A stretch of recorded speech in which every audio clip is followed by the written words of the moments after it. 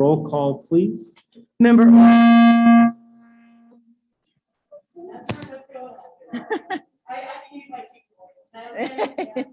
Orr here.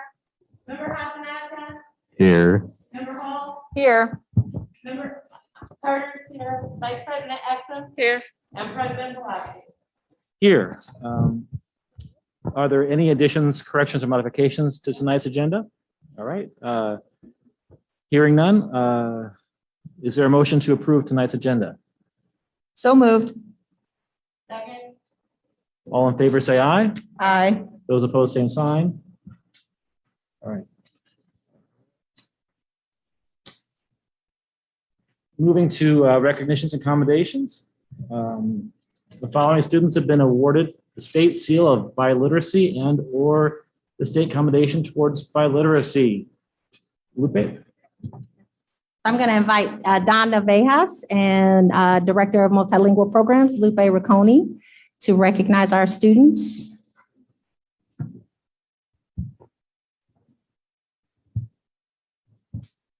Good evening. My name is Guadalupe Ricconi. I'm the Director of Multilingual Programs. This is Donna Vejas. She is our secondary multilingual coordinator. We are here tonight to recognize 12 Urbana High School graduates from the class of 2001 that earned the prestigious Illinois State Seal of Biliteracy. The State Seal of Biliteracy program recognizes high school graduates who have attained a high level of proficiency in English and in one or more foreign or world languages. The seal is designated on the student's diploma and their transcript. And in addition, all public universities in the state of Illinois have committed to issuing college credit to the students who have earned the seal as well.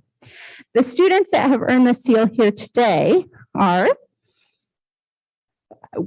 Armand Lubadi, who earned his seal he earned the commendation in French, as well as Diego Carrillo, who earned the seal of biliteracy in Spanish. So I'll pause for just a second for our two students that are here.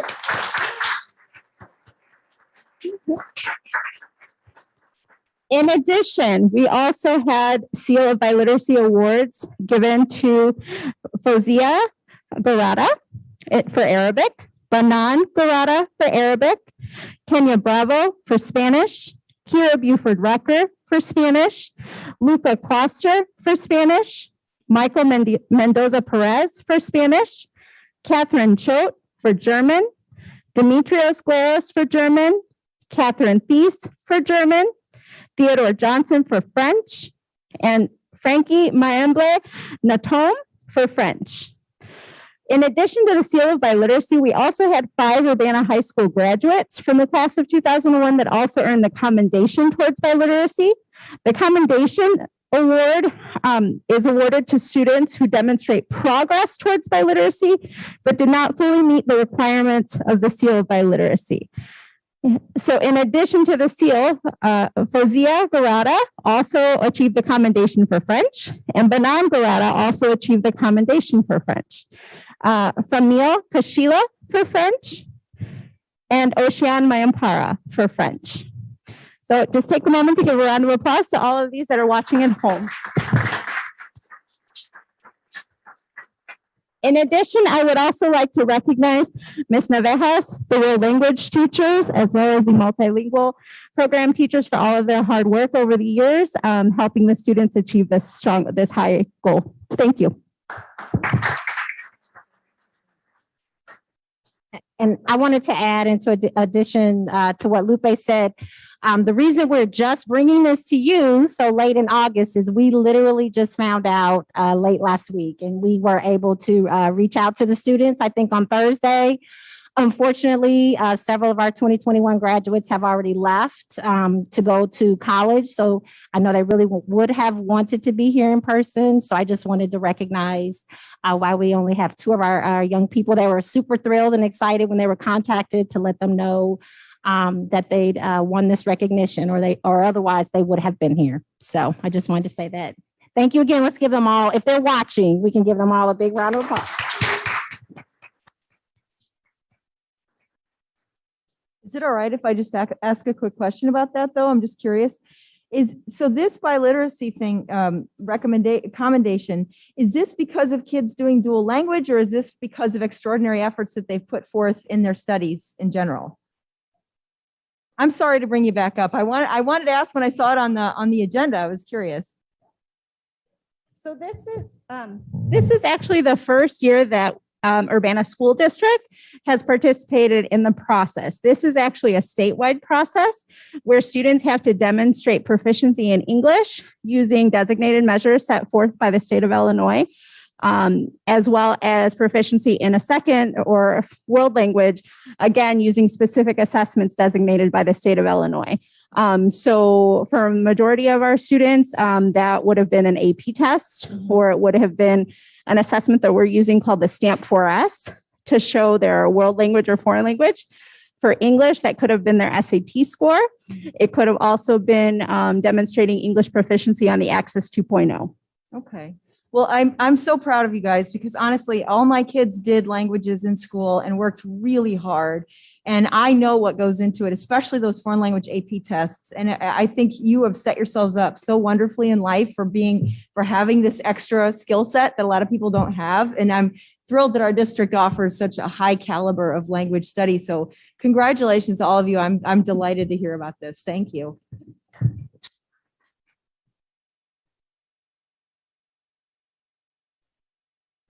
It's time for our citizen statements. The first citizen to speak is, we would do that first, or I was going to do, okay, well, all right, I guess before citizen statements, we'll make a quick announcement. Tonight was supposed to be the last board meeting for our outgoing member and former president, John Dimmitt. He unfortunately can't actually be with us tonight, but we have given him a plaque highlighting his over 33 years of service to this district as a board member and former president, outlining what roles he filled, of which there are many on this board. I hope I can wield this gavel with a fraction of the fairness and, that he did during his time here.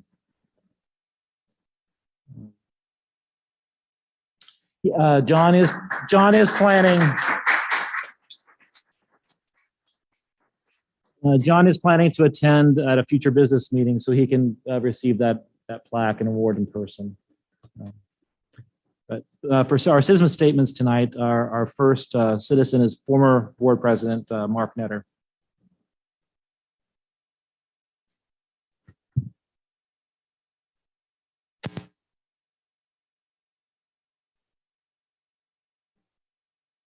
Mark, we'll bring the mic to you. Thank you. I have Parkinson's, so if you can't hear me or I don't make sense to you, just raise your hand. I probably don't make sense to myself either. I really can't remember when I first met John, but it seemed a really long time ago. Really long. And I think I was doing some work with a university that ran into working with the Regional Planning Commission, which John was associated with for many years. I really met John. I was one of the people who went around to try to get a girls' soccer team established here at the camp at Urbana High School. And we got it done. We got signatures from students. We got signatures from prospective students, all of whom were interested in playing soccer. And so I'm asked to come to the board to argue for this. And I make what I think is a good case. And John tries to maneuver. He started talking about a pool. Oh, I'm sorry. He started talking about building a pool. I'm sitting up there at the microphone, starting to steam a little bit because I'm here to talk about a girls' soccer team. And to link the two together just didn't seem like it was fair or safe to the girls' soccer program. But I learned that John always has a second plan. And he had a state senator who had $750,000 he wanted to use to build a pool in Urbana. So we got both. I learned how John operated. This is just a bunch of thoughts. I had about a half hour to do this. But he Let me see here. There we go. Um,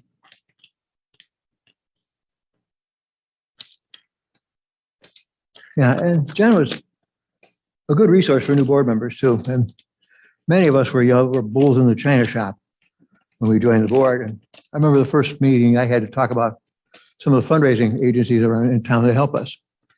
But it didn't sound like they were helping us because we had a report from them asking for more money from Urbana next year. And I couldn't see any money awarded to Urbana teachers this year. I'm starting to, steam's coming out of my nose, and John, he was about to have fun. He stops me before I get up and turn my mic on. And he said, we didn't have any applications. So the problem was ours, and we fixed it. We had plenty of applications the next year. And we've had a very good relationship with that organization since then.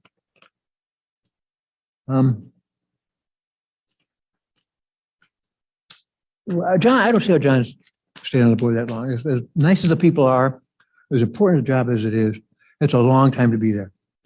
And I know when I was elected in 1990, first elected, some people asked me, how long are you going to serve? I'm thinking about John, and I'm saying, I had 2 terms about it. So, but John's still there. He's still there tonight in the hospital, and he's still on the board. And will be for a long time. If John, if you're listening to this, and he has a third problem too, which didn't make it in Lori's letter, but he has Parkinson's. So he's got the trifecta, and we owe him a lot for what he's done. And well, that's all I can say. Thank you. Thank you, Mark.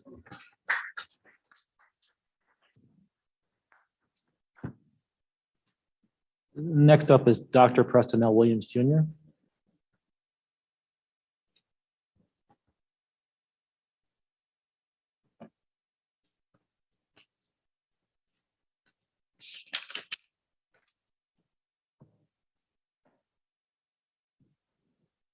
Try not to use my coach voice for the most part, but you can probably still hear me, right? All right. First of all, good evening to you, Superintendent Ivory Tatum, Board President Pulaski, school board members, administrative team, and LJ, wherever she's running around now. Lori Johnson. I'd like to thank you for giving me the opportunity to thank Mr. John Demmett for his service to the school district. John has served the district for over 3 decades. That's just on the board. That doesn't mean what he was actually doing in the community and in the district prior to that. He has always been about serving the students, staff, and community as a whole. He has served with passion, commitment, and dedication to what he believed was right.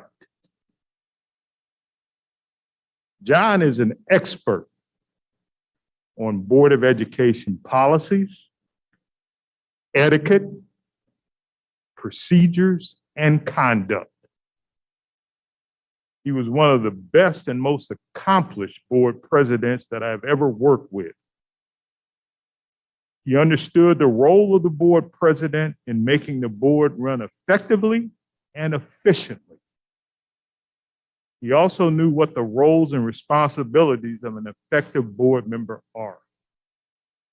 Sometimes, I know you know, Mark, that can be lost. Mark talked about bulls in the china cabinet.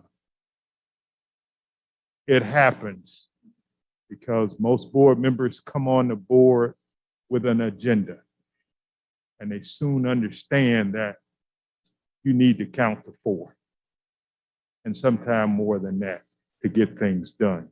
John was very effective at working with all board members, no matter what their agendas were, in order to make the board and the district as a whole work efficiently and effectively. He knew how to work with the administrators, the teachers, the teacher assistants, the bus drivers, the staff in the district. And that was so important. He not only listened, he heard.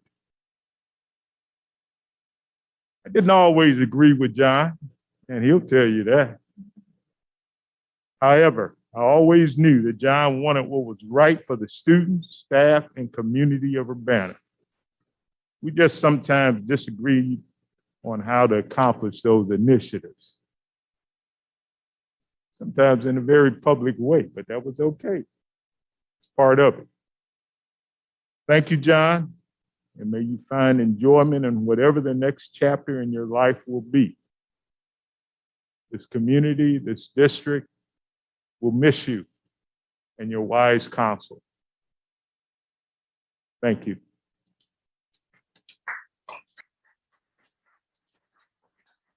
Thank you, Dr. Williams. Last up is Ruth Ann Fisher.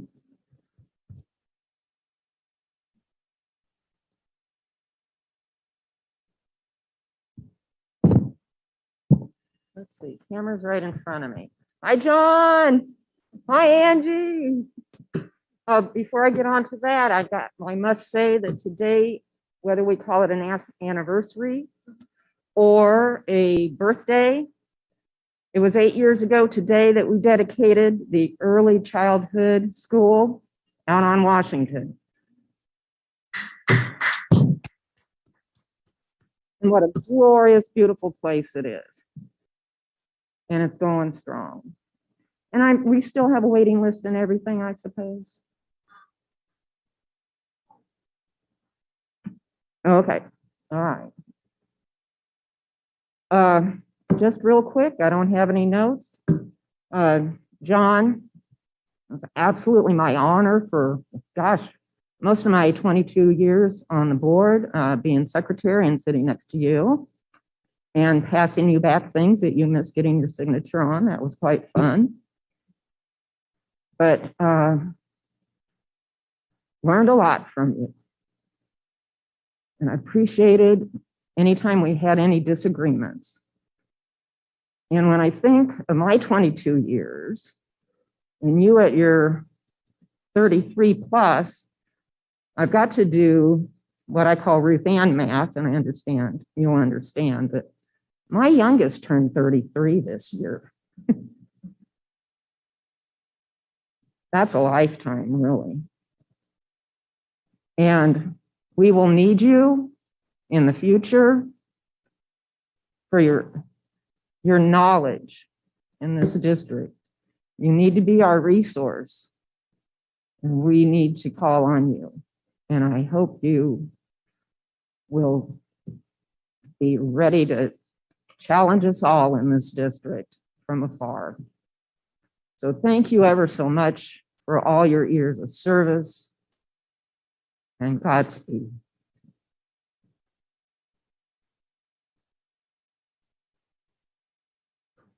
Well, one last thing is that arriving a little late was Francie Mabel, who is also receiving the seal of Biliteracy recognition. So I'd like to acknowledge her for also winning this high achievement.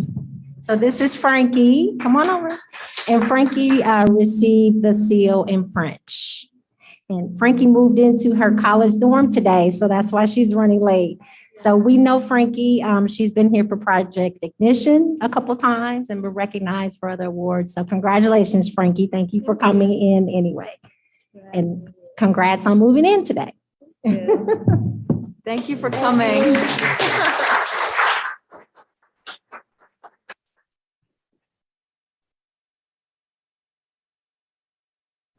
Oh, I lost. Oh, here we go. Before I move on, I'd like to acknowledge Brianna Gasper for operating our camera tonight. Thank you so much and getting us on UPTV.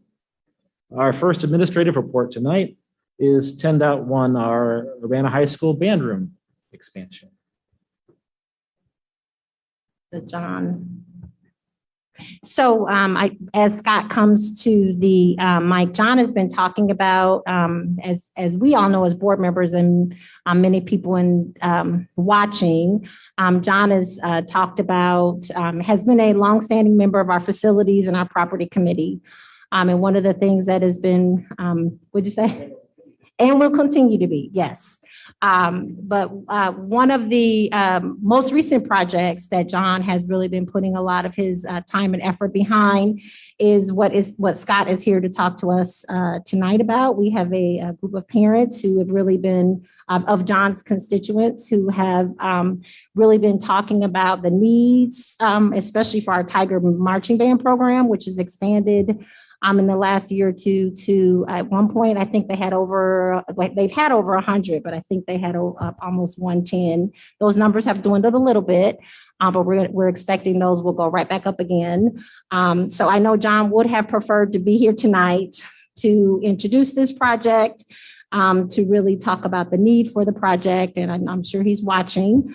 But that was one of our goals, is to really get this project going. And John has been working behind the scenes as part of the facilities committee for several months to really get this, to get us to this point. So I just wanted to say that as Scott comes and shares some of our preliminary plans for the band room expansion.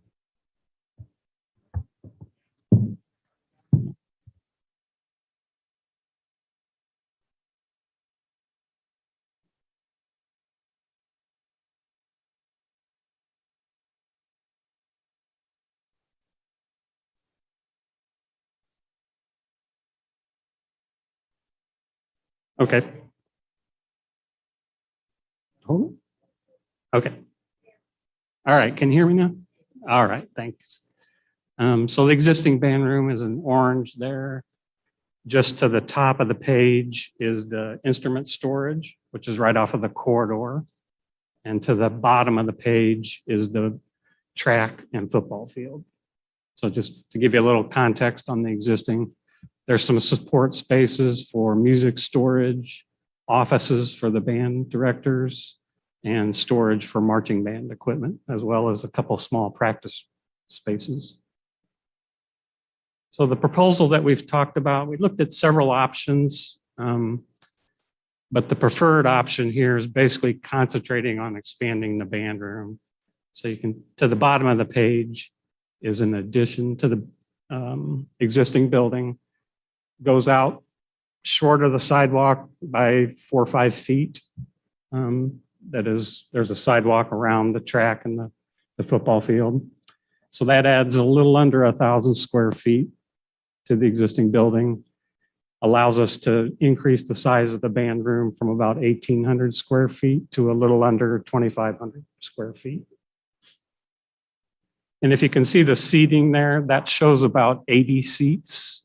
And as Jennifer mentioned, we have, up to 110. So you can squeeze more in there, but that's a very comfortable at 80. And when we have the marching band in there together, we can squeeze those in to address some of that growth that we've seen in the band program. There'll be a ramp inside the building because the grade outside is a little higher, and we'll add double doors to there so they can move the larger band equipment directly out to the football field. Right now, they have to go out to the corridor and around, all the way around to the other end of the building to get the larger pieces of equipment out. So this will address that need that they have as well. So that's the basic addition. We've got a few images here. This is standing kind of on the north side looking toward the football field and the track. So we have the ability to put some windows in, get some natural light. We've also added some acoustical treatments around the space to help reduce some of the sound, particularly when you pack a lot of people in there, it can get really loud. So that's an attempt to help address that. You're standing at the other end of the room and looking back toward the corridor. Those double doors go into a instrument storage and then out to the corridor. You can see we do have a couple columns to deal with as we open up the exterior wall. But the masonry exterior wall is not bearing, so we can do that and still hold up the rest of the building. This is again looking the other way. The double doors there on the left go out to the track and the football field.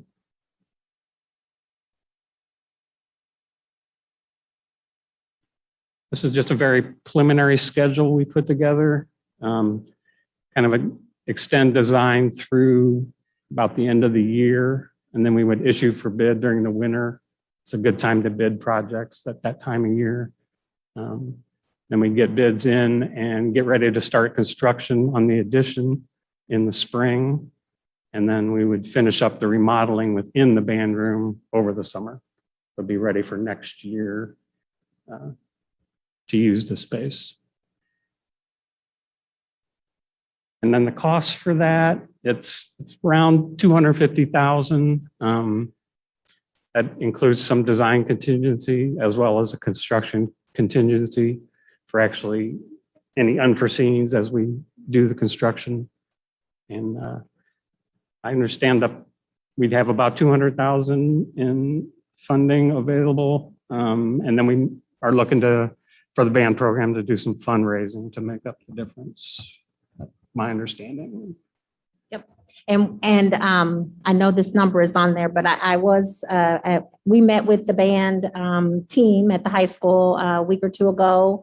And one of the things that they said is they don't want us to limit to this amount. They said they really they feel like they have some alumni and they're going to do some far reaching asks and fundraising programs throughout the year. And they're really hoping, as Scott showed, we have some cabinetry, we have some needs with furniture. So there are significant needs beyond the amount that might be there. So they wanted to make sure, they asked me to say that if people want to, if we reach that $54,000 amount, that there are many, many other needs that we could continue to collect gifts and donations as people want to share. Yeah, there were definitely some other needs that we talked about, some additional storage and some equipment to better store some of their music and some of their instruments. So yeah, there's definitely some more needs there if we can have raise some funds. So. Board members, are there any questions?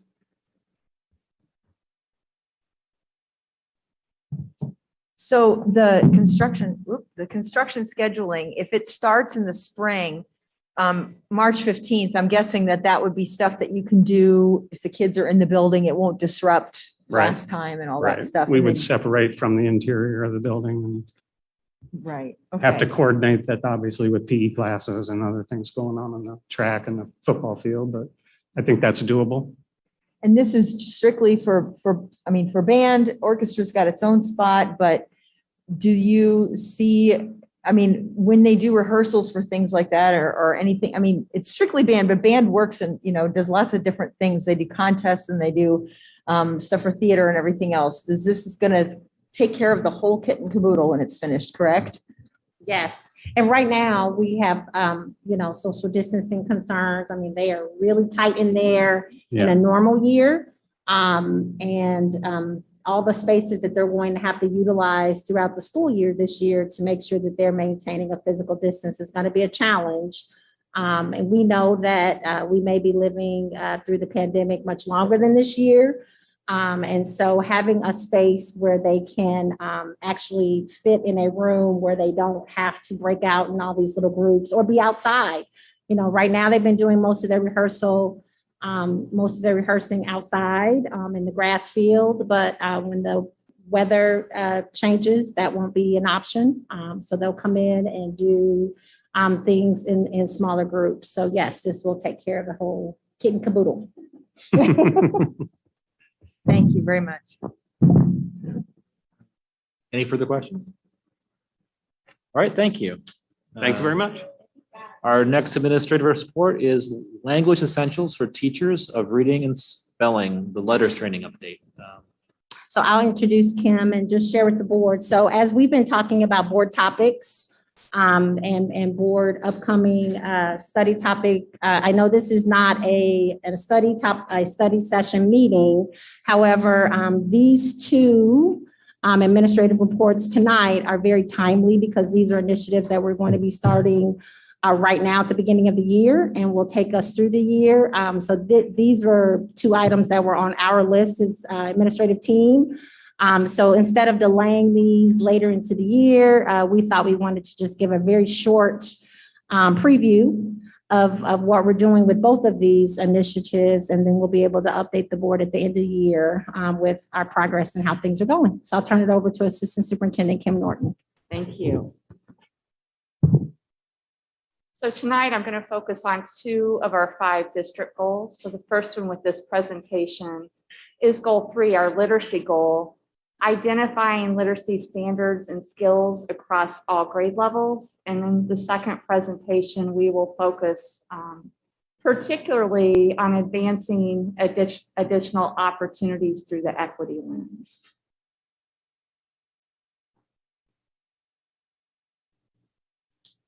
Oops. There we go. So we're really excited to offer some professional development for our teachers in the area of literacy with language essentials for teachers of reading and spelling. And this is a professional development course that is very intense. It bridges deep, meaningful research into practical classroom success and requires a lot of work on the part of our educators outside of the classroom. So this is a huge investment of their time, a commitment to both self-paced study and also monthly interactive follow-up. So what's so exciting about this professional development, it's not one and done. It's a cohort of individuals, and it's just ongoing follow-up and training in the science of reading. And this is so important because it's things that they may not have learned in their previous coursework. And I'll talk more about that. It has a decade of demonstrated success in schools across the US. We've reached out to schools all over the nation when used with fidelity, had a variety of their educators trained and their administrators as well. And they received much success, much student growth over a few years' time. So this is the initial phase. We just felt that it's really important to start with the professional development piece and start there before we do anything additional. It also is not a package curriculum. So this is not a curriculum in any way. It doesn't mean buying a lot of add-ons or a lot of other resources in the classroom, but just thoroughly investigates the science of reading and strategizing why our students struggle with learning how to read. And it really empowers our educators. So one thing that I wanted to share, and Todd and I have participated in a lot of focus groups, and this is one of our favorite diagrams. It's Scarboroughs Rogue, and it focuses on carefully coordinating 2 areas that's essential to the science of reading. And one is language comprehension, and the second is word recognition. Historically, we've done a really good job with language comprehension, but what we want to hone in on further, more deeply, is word recognition with phonological awareness that includes syllables, phonemes, and decoding with the alphabetic principle and spelling sound correspondence and sight recognition of familiar words. So it merges these 2 together. And again, these are skills that teachers may not have learned in their previous coursework. So our next steps, we will be in our coordinators, our new coordinators. We have a coordinator for student learning and assessment at the elementary and at the secondary level. And along with Erica Uscali, our director of student learning and curriculum. And teacher teams will be identifying and aligning horizontally and vertically literacy standards and skills across all grade levels. In this cohort, we will have 40 educators that will make a 2-year commitment to this training. And they sent a letter of interest. And then we delved in even further with a survey so that they could explain what their commitment is. that they would be willing to do this 2 years of training. This 2 years of training is 4 modules each year. That's over 80 hours of time each year beyond their school day. And again, monthly, it also requires monthly interactive live sessions. That's going to be 3 hours each month. So it's definitely an investment of their time. The 40 educators, we're really excited that it's a variety of educators, from classroom teachers to instructional coaches, literacy interventionists, speech language paraprofessionals or professionals, and special ed teachers as well. Now, although that this begins with early literacy, we also know that students struggle to read at all levels. And we have early childhood educators that are interested, and middle school and high school as well. So we're really excited about that. Individuals have the option to either choose stipend or board credit. And again, it's both self-paced and virtual. And we're hoping that this will just be the beginning, and we'll have additional cohorts over time as well. Any questions about letters? Board members, are there any questions? Yes, I mean, this sounds like a fantastic program, and I'm thinking ahead and thinking really optimistically that after this 2-year trial period, it goes crazy. You know, I mean, people are really loving it and seeing results. How do you see this expanding for our district and for the number of teachers who want to engage? Well, it's building up the capacity in our educators, and they have certification with it. They can also have, like I mentioned, board credit, or they can receive college credit as well. And they can also become facilitators through this. So we would not have to go through an outside provider. We are building up leaders within our district. So this circle will just grow and grow and spread. And that's what we're expecting. And so this is just the beginning. As Dr. Ivory Tate had mentioned, the curriculum instruction assessment and PD, we have a lot of work to do over the next few years. And so you'll be hearing a lot of our updates, but this is just the beginning. And we look forward to providing more updates on the progress that'll be made here. Right. And I understand you don't know what success is specifically going to look like yet, but I'm really excited to hear progress reports on, you know, the questions that were going through my head just now was, well, you know, progress for, say, a kindergartner or a third grader is going to look different from a middle schooler and a high schooler. And I'm really curious to know how that plays out for our students and test scores or placement at, you know, higher education, all that kind of stuff. So I really hope you can come back to us regularly and give us progress reports as it goes, and also let us know how the teachers and the support staff are finding it, if they're, you know, really enjoying it, or if they see ways that they can tweak it, improve the program. So please come back regularly. We want to hear about it. Definitely. Thank you. Yeah, and that kind of leads into my question. I was wondering what the initial response has been back from our teaching staff. What the response was? What the initial response has been so far from our teachers. So just additional, how many, or? No. Just, I mean, How are they feeling about it? Yeah. Oh, no, with their letters of interest, that was part of it, is they said how they would use this in their classroom and how they can help students that struggle, and understand specifically why students are struggling so that they can know how to help them, and how they can manage that, you know, at all levels, how they can support struggling students, but the rest of their class at the same time, and how they can differentiate as well. And Kim, if I would add one thing, another thing we did this spring was pull together some of a committee of our elementary special educators. I had a special education teacher from each building. We looked at some different resources, curricula, and things like letters. Every single one of them was interested in the letters program. So that there was a big response, even when we were kind of going through the conceptual phase of looking at some different things too. Any other questions? Thank you very much.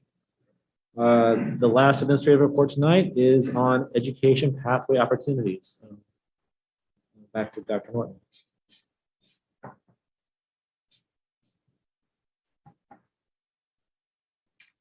Okay, so this next update will focus on, again, through the equity lens and how we're increasing opportunities for our students.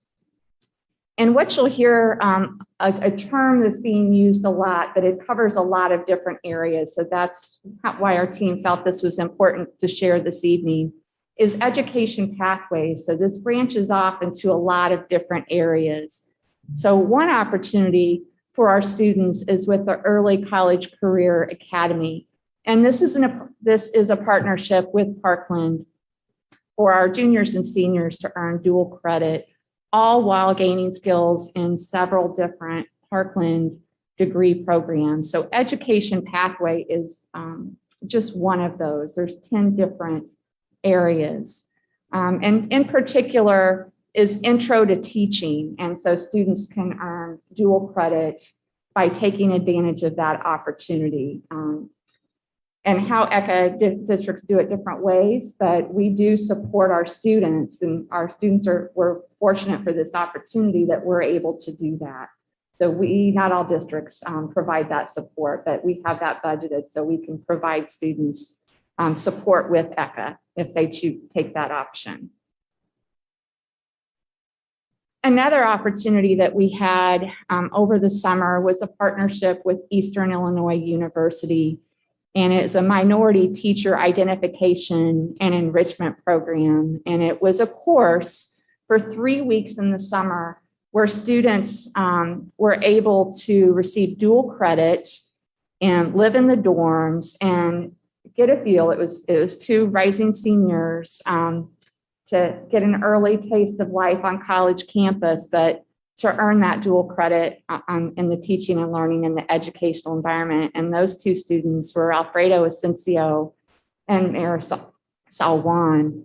And we did a lot of recruiting with this, but this was a huge commitment on the part of our students because they stayed there for the whole 3 weeks. So they were invested in their time and worked really hard in this. So we definitely want to honor these 2 students for their hard work.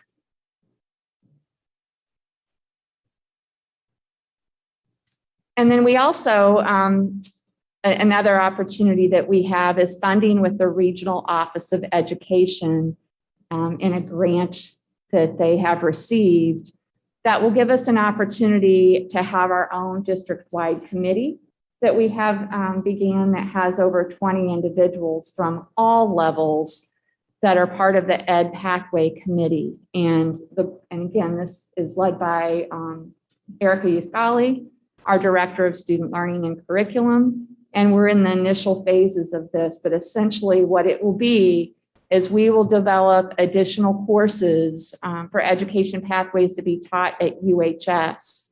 And then beginning 2024, graduates that are taking these UHS Ed Pathway courses could have that seal for the education pathway noted on their high school diploma. So they would get dual credit along the way. And we're excited for this opportunity because it's just really an opportunity to grow our own. And we know that we have teacher shortages, but it doesn't only expose our students to fields just as teachers, not just as teachers, but just in the field with teachers, but in all different areas so that they can see all the opportunities that are available with choosing a career in education. So that's something that is beginning now that we will continue to provide updates. Any questions about education pathways? Me again. This is also a great program, and I'm excited to see the local institutions who want to partner with us. Do you think there's hope that we can partner with any other big institutions? Don't want to call them out by name, but the big giant one that everybody knows about. I mean, can we make any quote unquote pathways with other places? Because I would love, anything that gets our kids interested in teaching and going on to higher education is a win. But, we seem to have a plethora in our area. We're very lucky to be in Central Illinois the way we are. So I don't know if they're amenable, to that kind of thing. I think that this is just the beginning and there's many different career pathways, but I think that we definitely would be interested in furthering opportunities or partnering with local businesses whenever we can. You know, and I think this is something even just with the Ed Pathways Committee that we don't have only high school representatives, but we have educators from every building because, and as a community, you know, we hope to get more individuals on board as well, because we're all working towards wanting our students to be graduates of Urbana High School and have post-secondary opportunities, whether they choose college or career. So we're definitely open to other options as partners too. additional Right. Options. I'm glad you mentioned that too, because many years ago, I served on a committee briefly with the Chamber of Commerce that was working on internships and business opportunities, employment opportunities for our students. It was not just Urbana, but it was also the Champaign schools. And it was to try and get kids interested in career paths after high school. I know that we still do that, don't we? Internships that kids can get credit for going and working in an office somewhere, working in a laboratory somewhere, or whatever. This is just kind of, it complements it nicely to give kids a lot of different options for what they may be interested in. Because I know when I was in high school, I changed my mind about 5 times before I graduated of what I really wanted to do with the rest of my life. So I'm glad that we're exposing into this. But do you see that's also a good compliment? Are we still doing that kind of stuff too with the internships and work? We do. I think the pandemic put a little bit of a damper on things somewhat, but you know, we will build that back up again. Yeah. We just didn't have as many opportunities, you know, with getting students out in the field as much, but that's something we plan on doing. Well, and you know, as you well know, I mean, it's scary if you weren't thinking about going into higher ed or taking classes to know how to start the process when you're a junior or senior in high school. I mean, people keep shoving SAT, ACT at you and applications, but then what else do you need to do to prepare? So this is a great way for our kids to really get a feel for what it involves being in this career path, you know, not just the classes you have to take, but then what's the work going to be like. So I'm hoping that it gets a lot of kids interested to kind of hone in on their skills and then maybe bring them back to our community once they're finished. It'd be great to have some more Urbana grown kids coming back here to teach. So thank you for the presentation. Any other questions? All right, moving on to our consent agenda and action items. First up is we have the minutes for the business meeting on June 15th, the special meeting on June 29th, the study session on August 3rd. We have our June bills and checks. Ed fund to the amount of $3.2 million. Operations and maintenance fund bills, $322,000. Bond and interest fund bills, $155. Transportation fund bills of $1.3 million. Working cash bonds for $75,000. Tort for $140,000. Life safety levy for $3,100 and payroll for $4.2 million. And July bills and checks, Ed fund for $1.3 million. O&M fund bills for $53,000. Transportation fund bills for $2,650. Working cash bonds for $60,000. Tort for $45,000 and payroll for $3.8 million.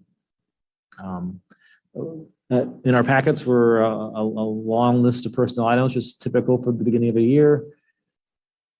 No interfund loans this time. There was a list of the 2021 Urbana High School graduates that need to be approved. And 11.6, which is a resolution authorizing and directing the sale or disposal of personal property in accordance with Illinois state law. Does anyone wish to have any one of the or more of these individual items pulled from the consent agenda? Hearing none, is there a motion to approve tonight's consent agenda? So moved. Second. Is there any discussion? Roll Only call, this- please. I was just going to say congratulations to class 2021. It's official now. So they can get their, Right. their diplomas. Thanks. Here, here. Roll call, please. Member Orr? Yes. Member Hassanaka? Yes. Member Carter votes yes. Member Hall? Yes. Vice President Exum, Yes. President Pulaski. Yes. Our individual action items begin with gifts. The Champaign West Rotary Charities donated $307 to Urbana Adult Ed. Deborah Cass Downey and Stephen Downey donated art supplies and clothing to Urbana High School. Francis and Mitch Harris donated a violin case and a Martin 16 series dreadnought with cutaway and pickup to the Urbana High School orchestra program. Donald and Lindsay Paterick donated $250 to Urbana Middle School jazz program. The following donated to the Evelyn Burnett Underwood Scholarship Program. Steve and Jessica Paterick for $100, Sharon Irish and Reed Larson, $500. Dan and Deborah Bodoni donated $250 to USTEM and Future Cities account at Urbana Middle School. Sarah Cushing, in memory of Bruce Reefstack, donated $550 to the Urbana High School softball program. Is there a motion to accept these gifts? I move to accept the gifts and send thank yous. Second. All in favor, say aye. Aye. Aye. Those opposed, same sign. Motion passes. 11.2 is, 12.2 is a resolution to approve the Urbana School District 116's 2021-2022 return to school plan. Paul, can I make a couple? I forgot, I didn't even mention this to you earlier, sorry. Sure. I've got a couple questions that I thought I would have just addressed publicly, and then one was kind of a leftover question from last week. Or I guess both of them were. So last week we talked about thresholds and, you know, what would be the data metrics that we would be looking at. So on our website, and we've been sharing this out, we shared it out on Friday. So if parents are interested in seeing some of those data metrics, our revised plan has been made available, and it is on our website. So I'm trying to get to that page. But as you know, as I mentioned in our last meeting, well, currently we are in high transmission phase, which that is the red zone. And we all have been kind of watching that. And we know that that is the reality also across the nation, but also in Champaign County as most of the state of Illinois. So right now I received a question from a board member, and I've received a couple questions from parents as well, wondering at what point, if we get to a point, or what would that threshold need to be for us to start talking about mask optional. Right now, of course, masks are not optional because we are under a mandate from our governor. And I don't see that changing until some significant decreases in the total number of cases, not just our county, but across the state, and significant decreases in the positive transmission rates.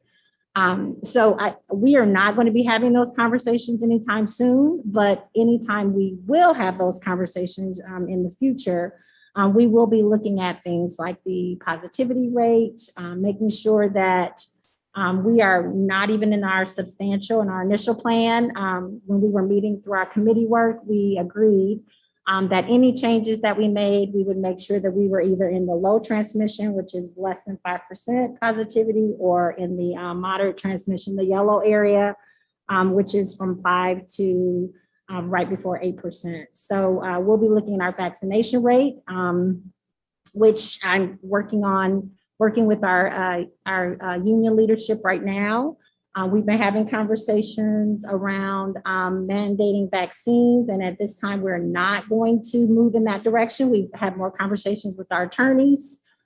We know several of our public universities have moved in that direction, but as a school district, we prefer to start with working with our staff on getting tested more frequently. So yesterday was the first day of school. So many of our staff it was really their first day. So many have not uploaded their vaccination cards and have uploaded their proof of vaccination or their vaccination status through our program that we're using to do that, because we keep vaccination status confidential. So our staff have to upload it. So we're sending a reminder about that. And I'm currently working with UEA leadership that we're going to be sharing a testing protocol for our unvaccinated staff we have, as I'll show in our superintendent report, we have a lot of options for testing in our district. And I'm really proud of the fact that we're going to be offering shield testing at the middle school and high school right now. At elementary, we have 3 buildings, Dr. Williams, Yankee Ridge, and Leo School, who are going to be piloting our Buy Next Now rapid testing. Those consent forms are being translated, but we have started circulating those from the building level. I'll be sharing them out again through some of our district updates as well. And for our families that are not at those 3 buildings, Early Childhood, King, Wiley, and Thomas Paine, we are also offering a drive-through for families to bring their students through at Yankee Ridge. And just like our staff drive through Monday, Wednesday, Thursday, families will have the ability to do that as well. So I feel like we're offering a lot of options for our staff, so it won't be difficult for them to adhere to our expectation for testing, as well as I feel like we're offering a lot of opportunities for our students. We will continue to do the symptomatic testing at the building level, and that can happen anytime at any building. We have full-time nurses now, which is a gift. A lot of our friends in other districts are still trying to find nurses. So I am thrilled that we at least have a nurse at every single building who will be there full-time, which is really nice for us. Those were the 3 main areas that I just wanted to highlight because I had received some questions about that related to the resolution.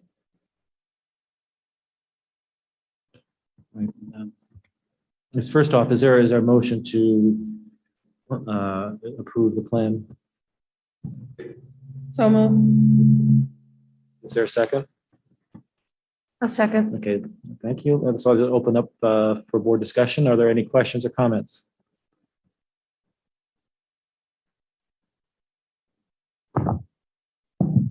So in the resolution, there is a comment or a line in there about giving the authority to the superintendent to pass anything throughout the year as things change in these quote unquote unprecedented times that may go against existing board policy. So I was curious, is anything in our current return to school plan going against board policy? I don't think it is. So, I mean, just that line by itself is something unsettling to me, and that is why I'm going to vote against it. Just letting you know. Okay.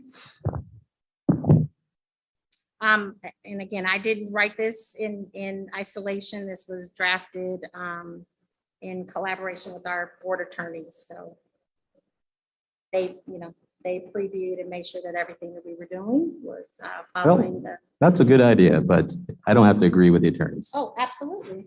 I just wanted to say that for the public. It was, I think that line that you're talking about, it's section 3. We've used that wording before, and I think, didn't we use it last year when we were still? This is the exact same resolution, Yeah, with just a few minor tweaks from this year. Yes, so that is what we had last year. Of note, I was not on the board last year, Yes. so I could not have voted against it then. Sure. That line about going against any existing board policy, to me, sounds like a grab for authoritarian rule. You know, it's very questionable. I'm not saying that's what you're doing, but that's what it looks like. So that's why I'm voting against it. I think one would have to note, though, that the superintendent is evaluated by this board, and if the superintendent, was seen to overstep his or her authority in any way, this board has the power to act on it, in that fashion.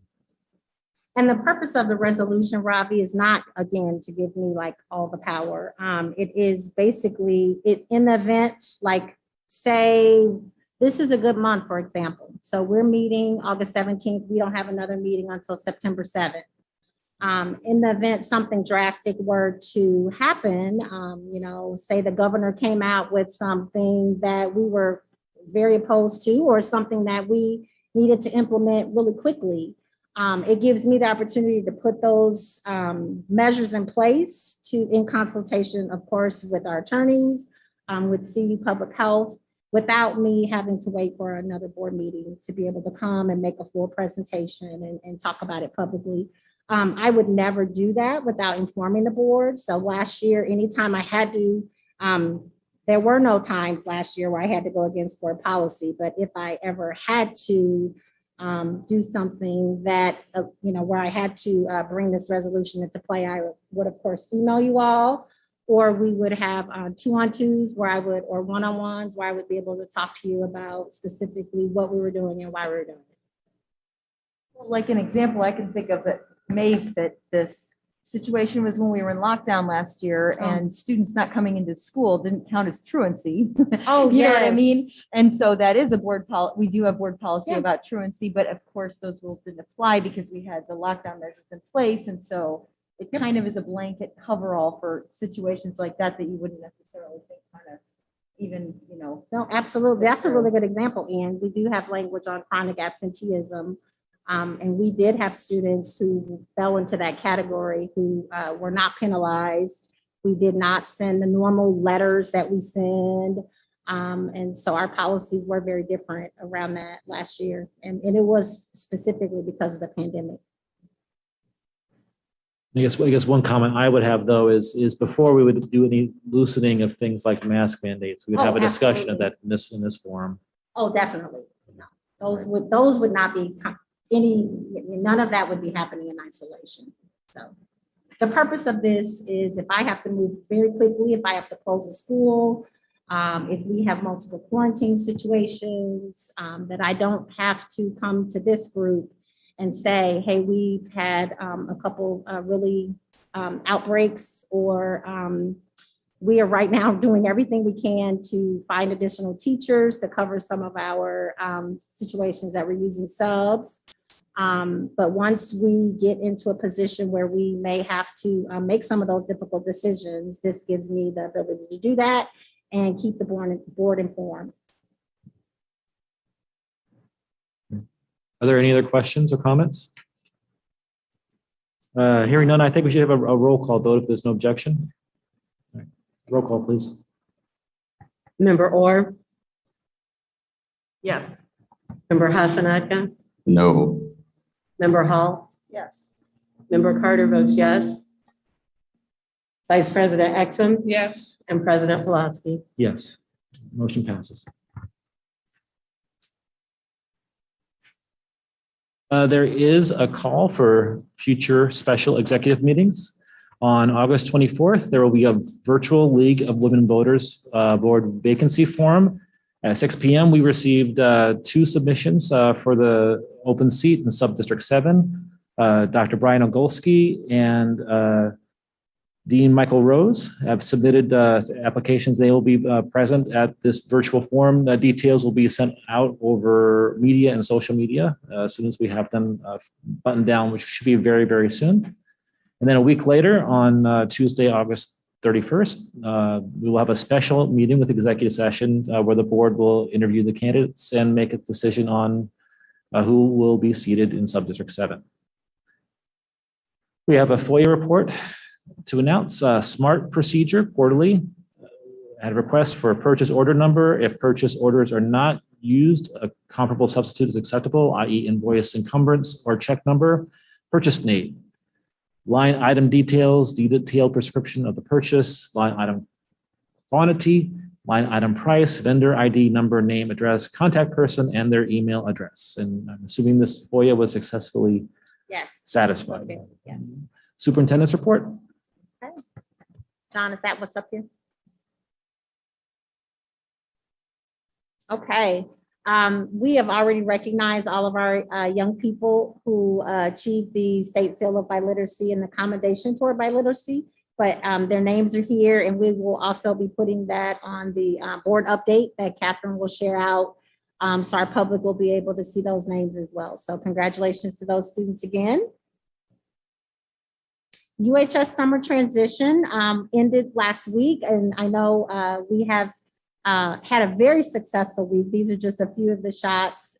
We had a day for freshmen, a day for sophomores, a day for the juniors, and a day for the seniors. And then on Friday, well, actually on Thursday, even though the weather did not cooperate for our welcome back to school night, the high school was able, because their event was planned for earlier in the afternoon. They were able to have families and students come over, clubs and extracurriculars. So the young people who participated in the summer transition program were invited back. And they also welcomed new students in to just talk about what the new year was going to look like. So that was a great day and a great week at UHS. Today, Dr. Mabry was just in our cafetorium downstairs working with parents this evening. But today we had 36 students sign up for the Student Leadership Summit. It was a very diverse group, a really unique group of young people.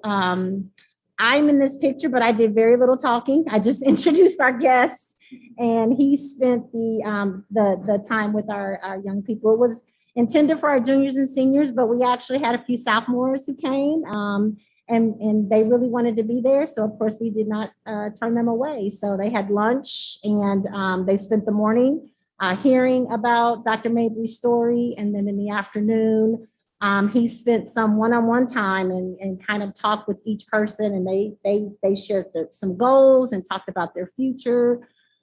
So while it was, again, a very diverse group of students, I feel like he was able to impart some wisdom to all of them, to really, they all left feeling special and feeling heard and appreciated. So it was a great day.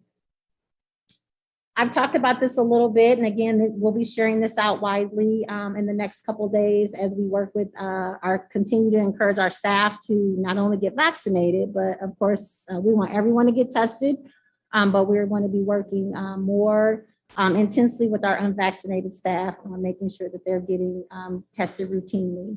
So these are all of our testing options. We've been sharing these out as much as we can, so families are aware. The Binax Now testing won't start until next week at Yankee Ridge, Dr. Williams and Leo.